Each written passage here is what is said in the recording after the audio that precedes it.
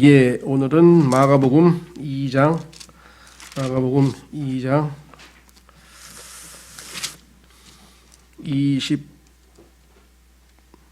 18절이죠. 마가복음 2장 18절에서 28절까지 오늘 한번 하나님 말씀 살펴보도록 하겠습니다. 마가복음 2장 18절. 요한의 제자들과 바리새인들의 제자들은 자주 금식하더라. 그들이 그분께 나와 이르되 요한의 제자들과 바리새인들의 제자들은 금식하는데 어찌하여 당신의 제자들은 금식하지 아니하나이까 하매 예수님께서 그들에게 이르시되 신랑이 혼인방 아이들과 함께 있을 때 그들이 금식할 수 있겠느냐. 그들이 신랑과 함께 있을 동안에는 금식할 수 없느니라. 그러나 날들이 이르러 그들이 신랑을 빼앗기리니 그러면 그날들에는 그들이 금식할 것이니라. 예, 그래서 여기에 보니까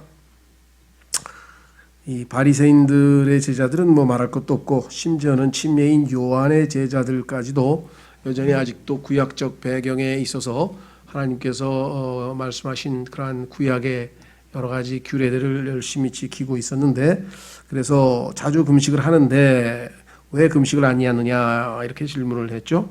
금식이라고 하는 것은 아시다시피 영적인 필요에 의해서 자신의 육체적인 그 욕구죠. 그걸 희생하는 거죠. 자기가 음식을 먹으면서 즐길 수 있는 그 즐거움도 버리고 또 자신의 몸을 지탱해야 되는데 그것도 다 내려놓고, 그러니까 상당한 희생을 치르는 것이죠.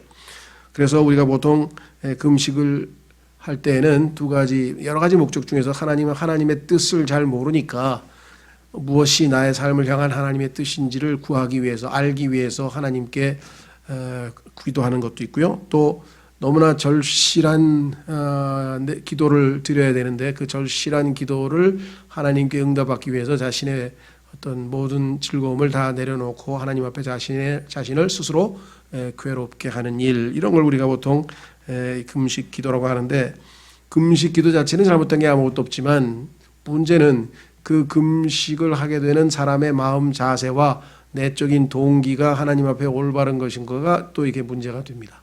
그렇죠? 그래서 금식에 있어서는 조심해야 될 게 여러 가지가 있지만 그 중에서 마태복음 6장 16절을 보시면 한번 보겠습니다. 마태복음 6장 16절에 보시면 자신들이 금식 기도를 하고 있다는 것을 사람들에게 보이기 위해서, 자기가 아주 굉장히 하나님 앞에 지금 헌신하고 있다는 사실을 과시하기 위해서 금식하는 사람들이 있었어요. 마태복음 6장 16절. 또한 너희는 금식할 때에 위선자들처럼 슬픈 기색을 보이지 말라. 그들은 금식하는 것을 사람들에게 보이려고 자기들의 얼굴을 흉하게 하느니라. 진실로 내가 너희에게 이르노니 그들은 자기들의 보상을 받았느니라.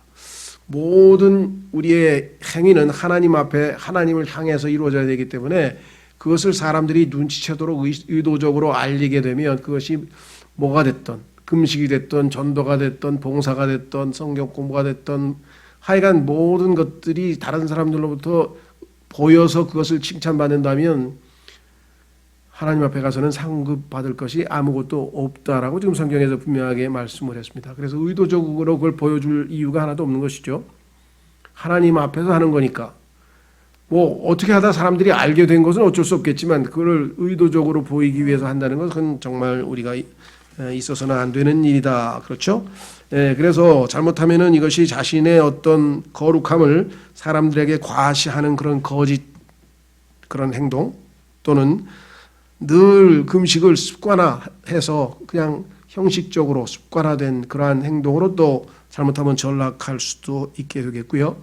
그 다음에 자기가 이렇게 금식하는 것은 자기는 거룩하니까 그렇지 못한 사람을 판단하거나 이와 같은 또 잘못을 저지를 수도 있는 것이죠. 예. 그래서 성경에서 말하는 금식 자체가 거룩한, 진정한 거룩함이 아니라 그 금식을 하나님 앞에서 하는 올바른 동기를 가지고 올바르게 한다면 그것은 굉장히 훌륭하고 좋은 것이죠. 그래서 신약 성경에서도 이 금식을 권면하고 있습니다. 필요할 때는 하라고 성경에서 바울도 추천하고 있죠. 한번 확인해 보겠습니다. 고린도전서 7장 5절.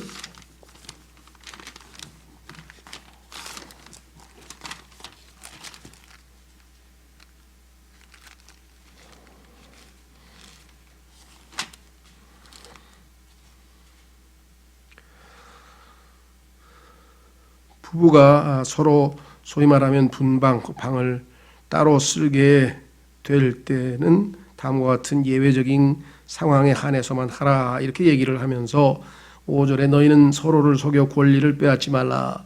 너희가 금식과 기도에 전념하기 위하여 동의를 구해 얼마 동안 그리하는 것은 예외이나 다시 함께하라. 이렇게 하면서 금식과 기도를 하고 있다는 사실을 우리에게 보여주고, 실제로 사도 바울도 고린도후서 6장과 11장에 보면은 자신이 금식했음을 이야기를 하고 있습니다. 자, 그래서 금식 자체 잘못된 건 아니라는 거. 그래서 질문을 했는데 예수님께서는 어떻게 답변을 하셨는가 한번 우리가 성경을 통해서 한번 확인해 보겠습니다. 그것은 뭐냐? 예수님께서 그들에게 이르시되 19절 신랑이 혼인방 아이들과 함께 있을 때 그들이 금식할 수 있겠느냐? 지금 때가 금식할 때가 아니다 이거죠. 우리는 지금 어쩌면 금식할 때일 수도 있어요. 코로나 때문에. 그렇죠? 정말 마음이 간절한 사람은 금식할 수도 있죠. 전도서에 나와 있는 것처럼 모든 것에는 때가 있잖아요. 그죠? 울 때가 있고 웃을 때가 있는데 지금 신랑이 와 계신데 기뻐서 잔치를 벌이고 지금 기뻐하고 즐거워할 때지 이때가 지금 금식할 때냐? 예수님께서는 자신이 신랑임을 말씀을 하시는 거죠. 그래서 신랑이 혼인방 아이들과 함께 있을 때 그들이 금식할 수 있겠느냐? 그들이 신랑과 함께 있을 동안에는 금식할 수 없느니라. 때가 금식할 때가 아니라는 것을 분명하게. 이렇게 해서 우리가 무엇을 할 때인지 때를 잘 분별하지 못하면 아주 안타까운 일들이 많이 벌어지고 있습니다. 그렇죠? 오늘날도 우리도 신앙생활에서 자주 이런 일들에 있어서 실패할 수 있죠. 자, 그러나 20절 날들이 이르러 그들이 신랑을 빼앗기리니 그러면 그날들에는 그들이 음식할 것이니라. 실제적으로 예수 그리스도께서는 십자가에서 달려서 죽게 되시고 나중에 셋째 하늘로 올라가셨죠. 승천하셨을 때 그때 이후로 사도행전에 보면 그 금식하면서 어떻게 하면은 우리가 하나님의 복음을 제대로 사역을 할 것인가. 그래서 금식하면서 기도하다가 사도 바울을 사도로 임명해서 보내가지고 복음을 전파하게 하는 이야기가 사도행전 13장에도 나오고 그 다음에 또 14장에도 금식하는 장면이 나옵니다. 그러니까 예수님의 예언하시는 대로 신랑을 빼앗긴 후에는 금식을 했다라는 사실을 우리가 성경을 통해서 확인해 볼 수가 있습니다. 자, 여기서 또 한 가지 주목해야 될 것은 예수님께서 자신을 신랑이라고 했고 그 다음에 혼인방 아이들과 함께 있을 때 예수 그리스도의 혼인과 관련지어서는 예수님이 신랑이고 그 다음에 신부는 아직 준비되지 않았습니다. 신부는 이제 예수 그리스도께서 부활하시고 나서 이 땅에 성령께서 오셔서 주님의 몸된 교회가 형성이 되어야 이제 신부가 제대로 준비가 되겠죠. 그러니까 이 사람들은 지금 예수님의 제자들은 조금 있으면 이제 신부가 될 사람들이지만 아직은 지금 신부는 없고요. 그 대신 신랑의 친구라고 할 수 있는 침례인 요한과 그의 제자들을 포함해서 유대인들이 있죠. 그래서 여기서 신랑방 친구들이라 아이들이라는 표현을 썼습니다. 그래서 결혼식 때에는 하객이 다양한 종류가 있어요. 성경에 보니까. 그렇죠? 그래서 신랑이 있고 신부가 있고 이건 주인공이고요. 그 다음에 이제 성경에 보니까 여기처럼 지금 신랑방 아이들도 있고 신부의 들러리도 있고 그렇죠? 그 다음에 다른 여러 종류의 하객들도 있고 그래서 기회가 아마 몇 번 한 것 같은데 한두 번 정도 한 것 같은데 하나님의 가족들의 구성원 그래서 이 신랑 신부의 결혼식에 참석하는 사람들을 시편 45편과 그다음에 솔로몬의 아가서에 보면 나와 있습니다. 그래서 한 6, 7종류 예를 들면 우리가 잘 아는 것처럼 율법 이전에 그렇죠? 율법 이전에 사람들이 있었을 것이고 율법 이후에는 유대인 이방인들이 있었을 것이고 거기에도 구원 받은 사람이 있을 것이고 안 받은 사람이 있을 것이고 이걸 구분해서 따지게 되면 한 6, 7개의 그룹이 되는데 우리가 여기서는 신랑이신 예수님과 곧 이제 구원받아서 교회로 신부가 될 사람들이 있고 그 다음에 유대인들에게는 아직은 신랑의 친구로서 지금 신랑방 아이들이라고 하는 표현으로 남겨져 있습니다. 그렇죠.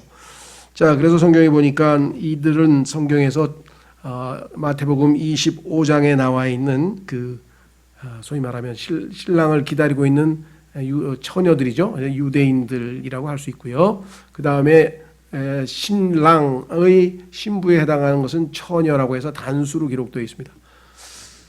신랑이 한 분이니까 당연히 신부도 하나인데 그럼 우리 예수 믿는 사람이 한두 사람이 아니고 그냥 셀 수도 없이 많은데 어떻게 하나냐. 그러니까 그거 다 합쳐서 하나로 치는 거예요. 그래서 그걸 성경에서는 순결한 한 처녀라고 성경에 말씀을 했습니다. 확인해 보겠습니다.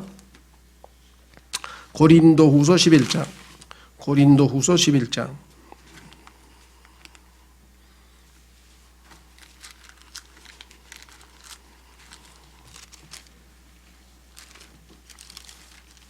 고린도후서 11장 1절부터 보시면 원하건대 너희는 나의 어리석은 것을 조금 용납하라. 참으로 나를 용납하라.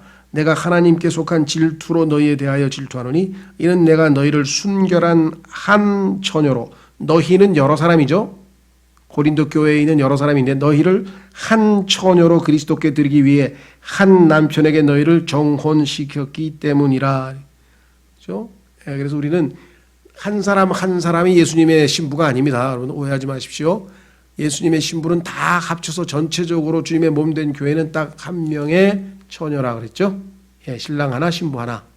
자, 반면에 신랑방 아이들 또는 신랑의 친구들에 해당하는 유대인들은 성경에서 처녀들이라고 이 복수로 나와 있습니다. 확인해 보겠습니다. 마태복음 25장. 마태복음 25장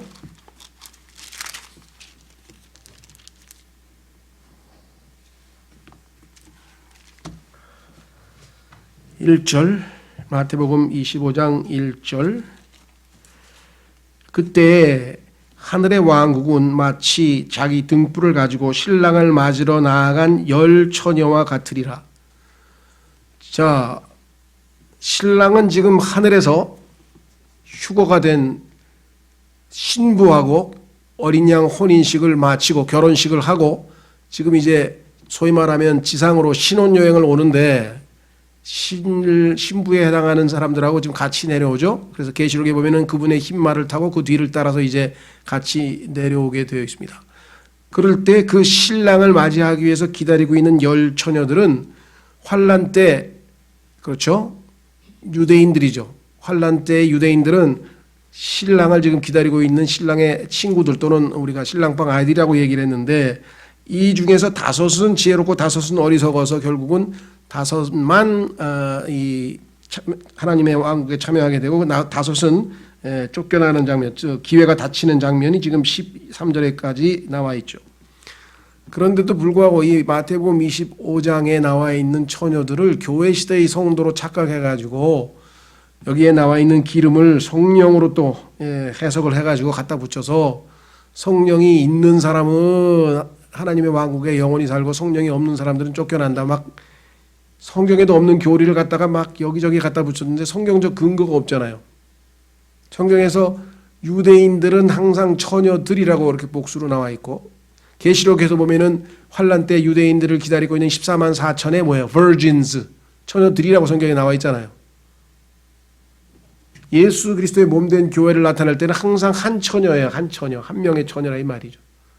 성경에서 성경을 성경으로 비교했을 때 이 사람들은 교회 시대의 성도가 될 수 없고 여기서는 지금 뭐 휴거된 사람, 휴거 안 된 사람, 뭐 구원받았다가 구원 잊어버린 사람 그 얘기하고 있는 게 전혀 아닌데 이 마태복음 25장을 가지고 여태껏 수없이 많은 사람들이 자기가 기름이 다 떨어졌나 보다 나는 성령이 안 계신 것 같아 뭐 별 얘기를 다 해가면서 막 구원을 잃어버린 것처럼 착각하고 지내는 사람들이 너무나 많은데 마태복음 25장은 전혀 우리에게 해당되지가 않습니다. 왜? 지금 24장서부터 지금 환란이 시작이 돼서 이 땅이 교회는 휴거되고 교회가 지상에 없는 시절이에요. 양과 염소도 마찬가지예요. 31절로 가보십시오. 31절에 가면은 양과 염소가 나오는데 여기도 지금 교회하고는 아무 상관이 없어요. 교회는 지금 휴거되고 없어요. 그런데 예수님께서 이제 지상에 아까 얘기했던 그 신부와 같이 내려왔어요. 그래서 지상에 남아있던 여러 왕국들, 민족들이라 그랬죠. 여기 나와 있어요. 그래서 민족들을 심판한다 그랬죠. 31절에 사람의 아들이 자기의 영광 중에 모든 거룩한 전서와 함께 올 때 자기의 영광의 왕좌에 앉아서 모든 민족들을 자기 앞에 모으고 그래서 이 땅에 남아있는 민족들 중에서 예수 그리스도의 육체적 친척인 유대인들을 도와준 사람들은 양으로 분류하고 유대인들을 괴롭힌 민족들은 염소로 분류해서 천년 왕국에 가서 이들이 이제 다스림을 받는 소위 말하면 백성이 되고, 예수 그리스도의 자녀들은 이제 어떤 사람은 10개의 도시, 어떤 사람은 1개의 도시에서 다스리는 왕으로서 임명을 받게 되겠죠. 통치자로서. 그러니까 지금 마태복음 25장에 나와 있는 양과 염소도 전혀 그리스도인들과 해당이 안 됩니다. 그렇죠? 그런데도 뭐 그 유명한 누굽니까? 그렇죠. 기소선이 이만인가요? 아니지. 신천지지 거기는. 예. 누가 이만이? 기소선인가? 박옥수. 예, 거기에 보면 뭐 당신이 무슨 양이냐 염소냐 가지고 막 이렇게 두꺼운 책을 써가지고 사람들에게 막 헷갈리게 만들고, 우리는 예수 그리스도의 신부지 무슨 양이고 염소고, 민족들이 아니잖아요. 민족들은 이방 민족들을 얘기하는데 우리가 성경에서는 이방 민족들과 그 다음에 유대인과 그 다음에 교회 이렇게 셋으로 나눈다고 성경에 써 있잖아요. 그렇죠? 확인해 보겠습니다. 고린도전서 10장. 그러니까 하나님께서 성경을 올바로 나누지 아니하면 이건 막 뒤섞어 버리면은 온통 혼란만 가중되겠죠. 자, 그래서 고린도전서 10장에 보시면 세 그룹이 나와 있습니다.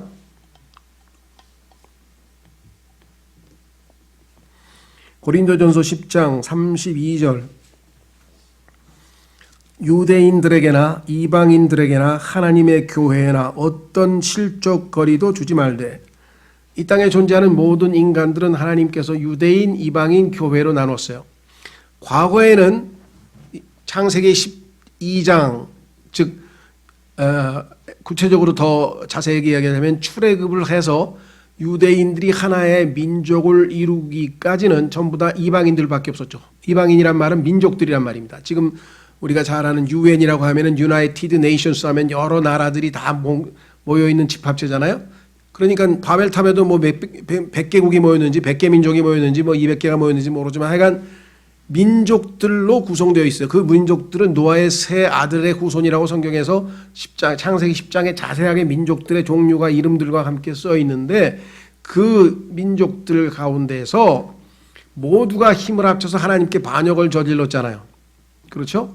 그래서 이 이방 민족들 중에서 하나님께서 한 민족을 뽑았는데 제일 약하고 나약한 유대 민족을 뽑아서 그 사람들로 하여금 거룩한 민족으로 하나님을 섬기게 하고 나머지는 이방인들로 놔뒀죠.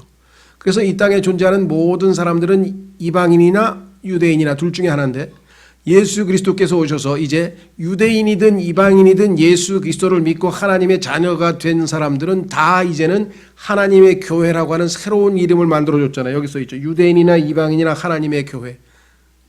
그러니까 이 땅에 있는 모든 인간은 셋 중에 하나예요. 구원받은 사람은 하나님의 교회, 구원 못 받고 이스라엘 사람이 아닌 사람들은 이방인, 이스라엘 민족에 속한 사람은 유대인, 이렇게 되어 있습니다.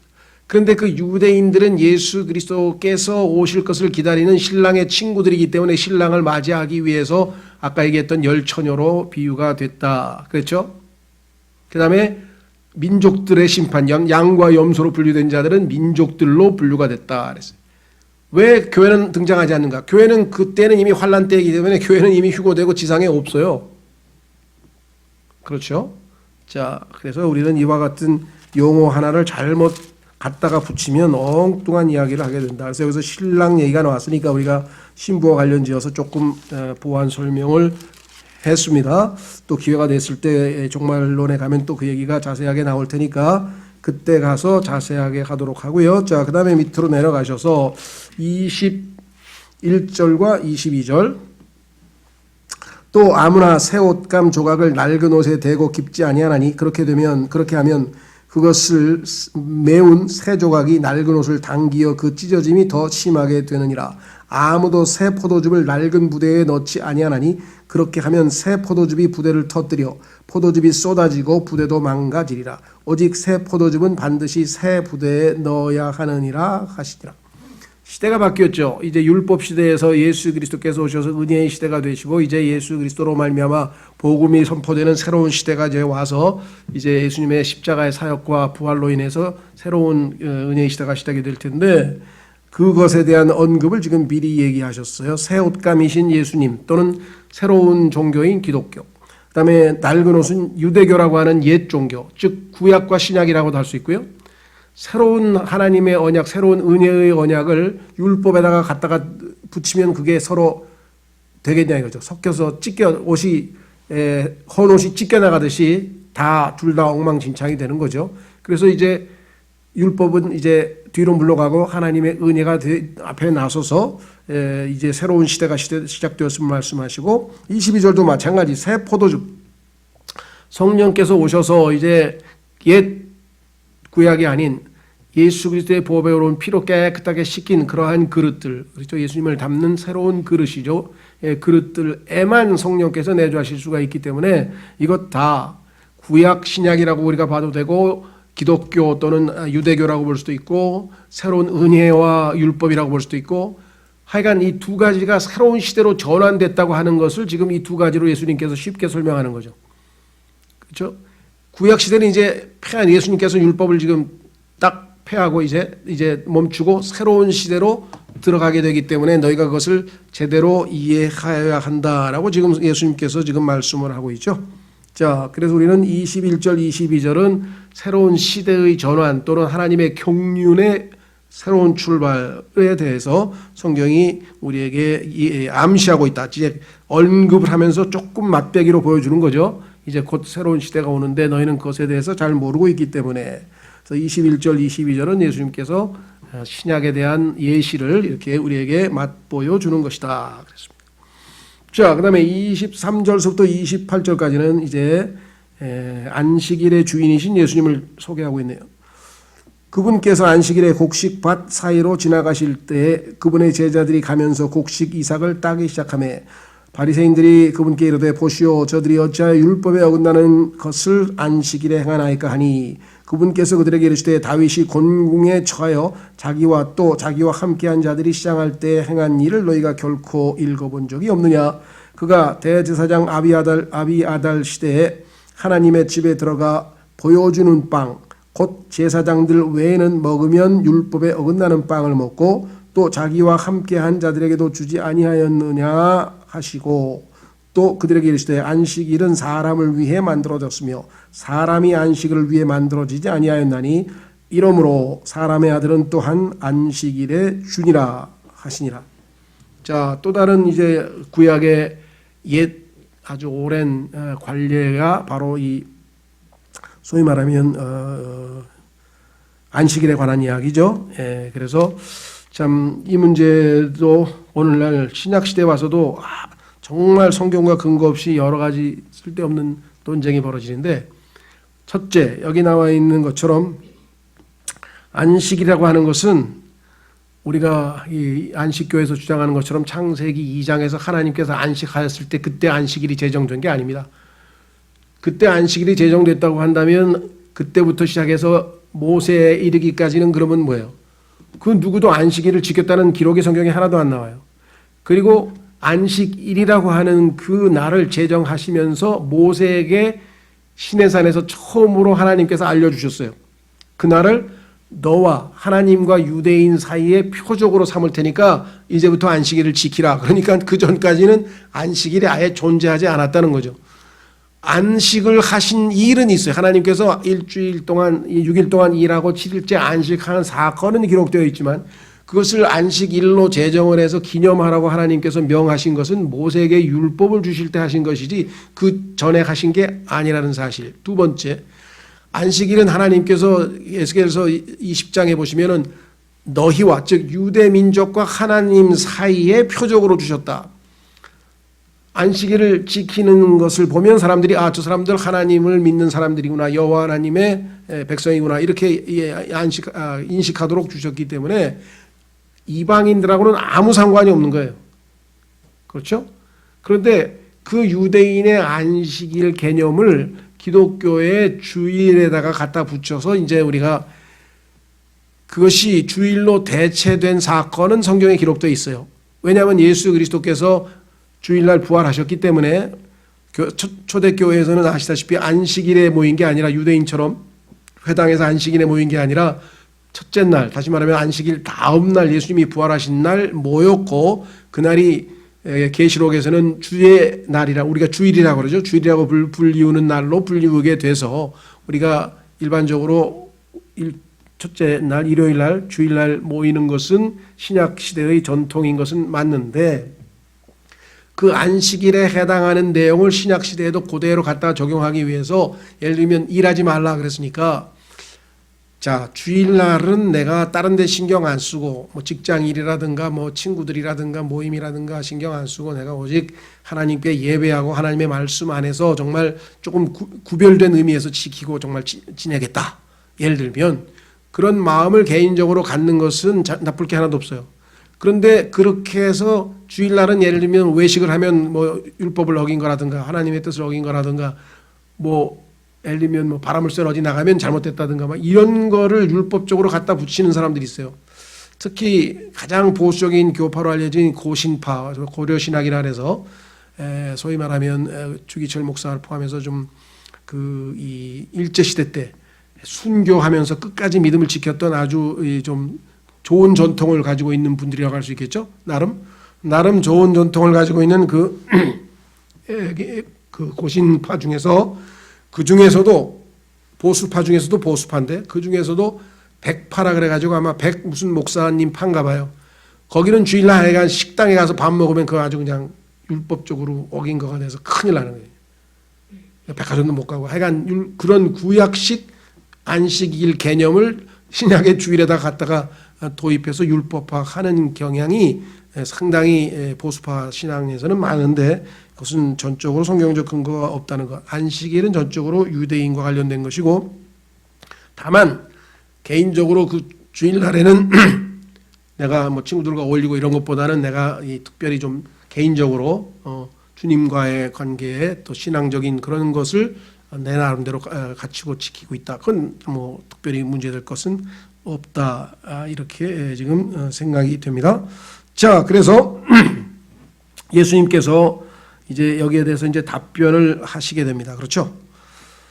자, 성경에 보니까 예수님은 사탄에게도 기록되었을 때 하면서 성경으로 답했는데 이번에는 뭐라고 답변했냐면 기록되었을 때라는 말과 좀 유사하게 뭐라고 표현했는 거 아니에요? 예수님께서 읽어보지 못하였느냐. 그러니까 성경에 답이 있는데 너희는 읽어보지 못했느냐. 이렇게 됐죠. 그분께서 그들에게 다윗이 곤궁에 처하여 자기가 또 자기와 함께한 자들이 시장할 때 행한 일을 너희가 결코 읽어본 적이 없느냐. 아니, 성경에 보면 다윗도 제사장들만 먹어야 되는 그 빵을 먹어서 그렇죠.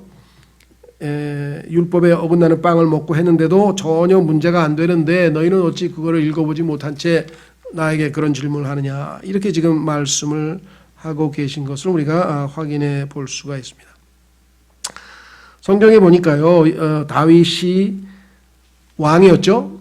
그리고 나중에 왕이 됐죠. 여기서는 지금 아직은 왕이 아니고 그 다음에 또 대언자로서의 역할을 했고 그 다음에 다윗은 또 이 제사장으로서의 역할을 했습니다. 그래서 세 가지 직분을 다 겸해서 한 그 다윗이 다시 말하면 그 다윗이 바로 예수 그리스도라고 하는 사실을 지금 예수님께서 여기에 알려주고 계신 것이에요. 그렇죠.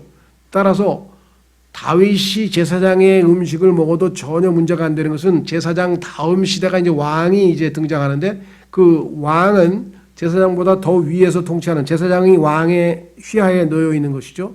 따라서 예수 그리스도께서 말씀하신 것은 다윗이 그런 것처럼 안식일의 주인이신 예수 그리스도께서 자신이 제정하신 그렇죠. 자신이 제정하신 그 율법의 규정을 예수님께서는 그 율법의 주인이기 때문에 소위 말하면 어긴다 하더라도 아무 문제가 되지 않을 뿐만 아니라 그 안식일을 만드신 취지가 그 안식일이 소중해서가 아니라 사람들을 유익하게 하기 위해서 짐을 지우기 위해서 율법의 짐을 지우기 위해서가 아니라 사람들에게 안식을 주고 그날 하루 종일 하나님께 감사하고 그래서 그들에게 복을 주기 위해서 제정한 날이지 그걸 의무적으로 지키라고 준 날이 아니라는 사실을 예수님께서 설명을 해주고 계신 것이겠죠. 그뿐만 아니라 예수님은 바로 자신이 다윗이기 때문에 그렇죠. 이 일에 아무런 문제가 되지 않는다라고 하면서 지금 이들에게 27절 또 그들에게 이르시되 안식일은 사람을 위해 만들어졌으며 사람이 안식일을 위해 만들어지지 아니하였나니. 자, 첫 번째 안식일에 만들어진 영적인 그 의미는 사람을 복주기 위해서, 사람에게 쉼을 주기 위해서라는 것이고요. 두 번째는요, 성경에 따르면 여기서 지금 아까도 말씀드렸습니다만 사람이라고 할 때는 일반적으로 보편적으로 넓게 이해할 수도 있지만 안식일 자체가 하나님께서 유대인과의 관계에서만 언급하고 있기 때문에 유대인들에 대한 이야기다라는 것을 좀 우리가 염두에 두셔야 되겠고, 세 번째는 여기 보면 사람의 아들 할 때 이 아들이라고 하는 것이, 여기서 사람의 아들 할 때 사람이라고 하는 표현이 나오죠. 그렇죠? 그럼 27절에 나와 있는 사람은 또 누구예요? 그래서 여기서 지금 사람이라고 하는 것은 사람의 아들이신 예수 그리스도, 즉 안식일 자체가 예수님을 위해서 만들어진 것이다. 성경에 보면 여러분 잘 아시는 계시록에 보시면 이 땅에 존재하는 모든 것은 다 예수 그리스도, 그분의 기쁨을 위하여, 그분의 즐거움을 위하여 만들어졌다 그랬죠. 자, 한번 확인해 보겠습니다. 골로새서 1장 16절. 이 안식일도 예수님을 위해서 만들어 놓으신 거예요. 자, 골로새서 1장 16절.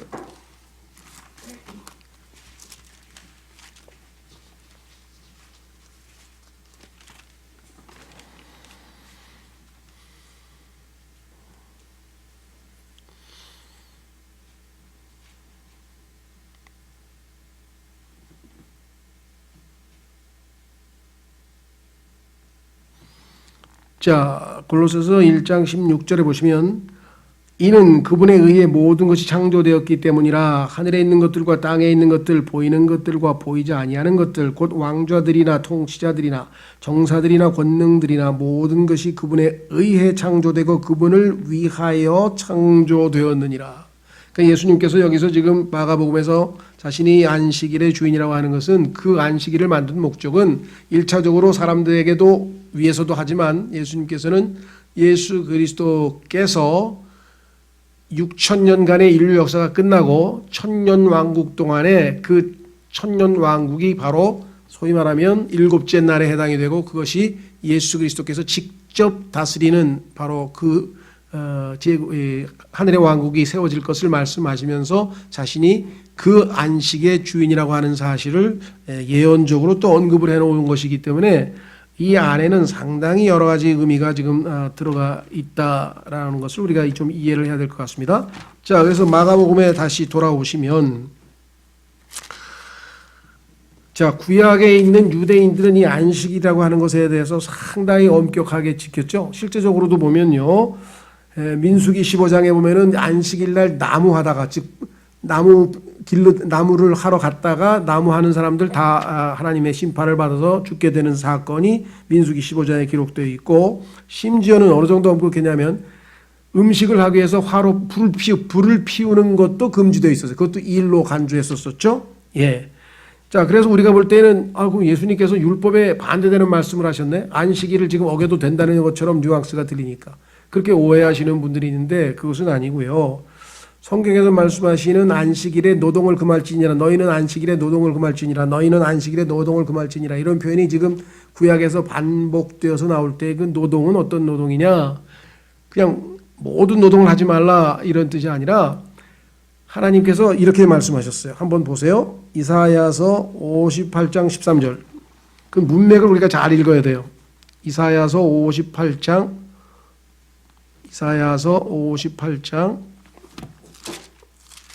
13절에 보시면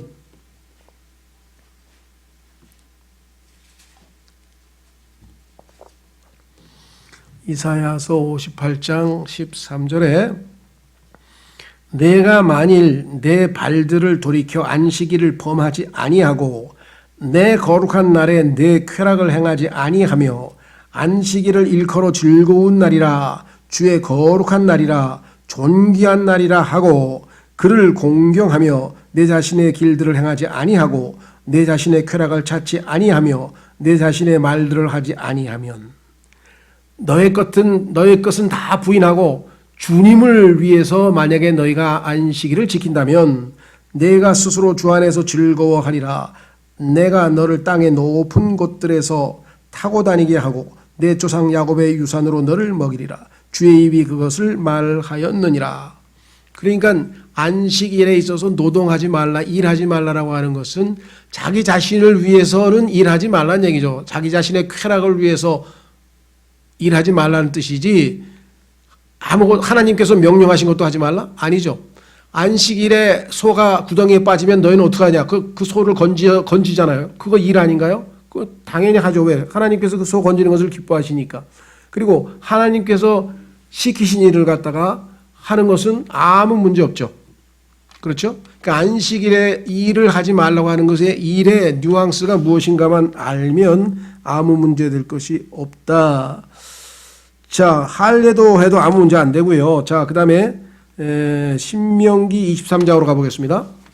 신명기 23장으로 가면 지금 제자들이 곡식밭을 지나가다가 배가 고파서 곡식을 지금 따서 좀 이렇게 비벼서 먹었는데 그거 하나님께서 하라고 하셨어요. 하나님이 하라고 하신 일을 안식일에 하는데 뭐가 문제가 됩니까? 하나님께서 하라고 하신 일이죠. 그래서 안식일을 범한 게 아니었어요. 그것은 실제로는. 자, 신명기 23장 24절 25절 신명기 23장 24절 내가 내 이웃의 포도원에 들어갈 때 포도를 마음껏 배불리 먹어도 되려니와. 옛날에 무슨 설이라 그랬네. 설이 괜찮다 그랬네. 하나님께서 하나님 허락하셨네. 그릇에 담지는 말 것이요. 훔쳐가면 안 돼. 배가 고파서 먹는 건 하나님이 불쌍히 여겨서 허락해 준다. 또 내 이웃에 배지 않는 곡식에 들어갈 때 내 손으로 이삭을 따도 되려니와. 지금 이것을 한 거 아니에요. 예수님의 제자들이 한 게 이거잖아요. 그거 괜찮다 이거예요. 배고파서 굶는 것보다 먹고 하나님께 감사한 게 낫다 이거죠. 이웃에 배지 않는 곡식에 낫을 대지는 말지니라. 이거는 이제 훔쳐가는 거죠. 낫을 대서 베어가지고 훔쳐가는 그런 짓은 안 되지만 배고파서 이렇게 먹는 것에 대해서는 하나님께서는 율법에 하라고 하셨기 때문에 용인하셨기 때문에 지금 제자들이 한 일은 전혀 율법에 어긋나는 일도 아니에요. 사실은. 그러니까 하나님은 실제적으로 안식일도 무조건 모든 노동일을 하지 않으라는 게 아니라 아까 이사야서 58장 3절에 나와 있는 것처럼 하나님을 위한 일들은 얼마든지 해도 상관없어요. 하나님이 하라고 한 거는. 근데 자기 쾌락을 위해서 자기 만족을 위해서 한다면 그 노동의 일은 금지되었다라고 성경은 우리에게 문맥을 통해서 설명을 해주고 계시죠. 참 그래서 우리는 여기서 말씀드린 것처럼 마가복음에서 예수 그리스도께서는 그 안식일에 뒤에 숨어있는 정신, 안식일의 진정한 동기에 대해서도 설명을 해 주셨고요. 그뿐만 아니라 그 안식일의 주인이 예수님이라는데 구약에 보면 하나님께서 안식일은 내 것이니라, 안식일은 내 것이니라 하면서 안식일이 하나님 거라고 얘기를 했어요. 근데 예수님은 내가 안식일의 주라 그러면 예수님이 하나님이라는 뜻 아니겠어요? 그러니까 여기서 또 예수님이 자신이 사람의 아들로 오셨지만 인간이지만 실제적으로는 하나님이라고 하는 사실을 여기서 또 입증해 주는 거예요. 자기가 안식일의 주인이라고 하는 얘기는. 왜냐하면 구약에서 안식일은 하나님의 거라고 하나님께서 여러 번 반복해서 말씀을 하셨다는 것을 봤을 때 따라서 이 말씀 속에서 우리는 상당히 많은 것을 예수님은 이걸 통해서 자신이 안식일의 주인이요 다시 오실 다윗의 후손으로 이 천년왕국의 왕으로 등극하실 분이라고 하는 사실을 어마어마하게 많은 이야기가 여기서 포함돼서 예수님께서 제자들에게 제시하고 있다라는 사실을 우리가 확인해 볼 수가 있습니다. 그렇죠? 자, 이 안식일 논쟁에 있어서는 아직도 논쟁이 있지만 성경적으로 안식일과 교회와의 관계는 아까도 말씀드렸습니다만은 유대인들의 안식일은 더 이상 교회에는 전혀 적용되지 않아요. 다만 그리스도인들이 하나님께서 일주일 중에 하루를 쉬셨기 때문에 주일날 우리 그리스도인들이 모여서 함께 예배하고 특별히 다른 날보다는 다른 방식으로 우리가 활용하는 것에 대해서 의미를 부여한다면 모를까 그것을 안식일의 개념으로 몰고 가게 되면은 아니라는 사실을 우리가 좀 확인하고 정확하게 하나님께서 유대인에게 너와 나 사이에 표적이라고 성경에 이야기를 했고 표적은 이방인들을 위해서 주신 것이 아니고 유대인에게만 주셨다고 고린도전서 12장에 또 1장 22절에 분명히 또 써 있죠.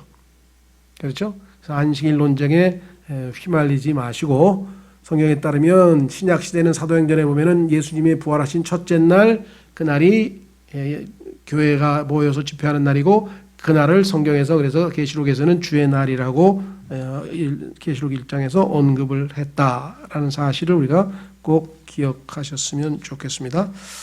예, 다음 주에도 우리가 안식일에 병자를 고치신 얘기가 나오는데요. 계속해서 유대인들이 이제 아까 얘기했던 낡은 포도 부대, 그 다음에 또 낡은 옷을 이제 빨리 벗어버리고 예수 그리스도의 새로운 언약으로 나아가야 되는데 그렇지 못하고 계속 주춤거리기 때문에 예수님께서 이것을 벗겨내는 일들을 상당히 오랜 기간 했고요. 특히 히브리서 책에 보면은 구원은 받았으되 다시 유대적 종교 스타일로 신앙생활하려고 하는 것에 대해서 강력한 경고를 하죠. 그렇죠? 그래서 이 히브리서 3장 4장에 보면은요, 거기에 굉장히 강력한 말로 그들에게 경고하는 장면이 나옵니다. 그들이 광야에서 다 죽고 두 사람만 살아서 가나안에 들어간 것처럼 하나님께서 많은 사람들을 기뻐하지 아니하셨다. 근데 신약 시대도 좀 우리가 그와 같은 것들에 좀 염두를 두고 율법에서 벗어나 진정한 자유롭게 주님을 섬기는 우리가 됐으면 좋겠습니다. 예, 이 시간에 오늘 주신 말씀을 통해서 우리가 새로운 옷이요 또 새로운 포도즙으로 우리에게 오셔서 정말 구원의 복음을 주시고 예수 그리스도를 알아가도록 하신 그 주님에 대해서 감사하는 기도를 잠깐 먼저 드리겠습니다.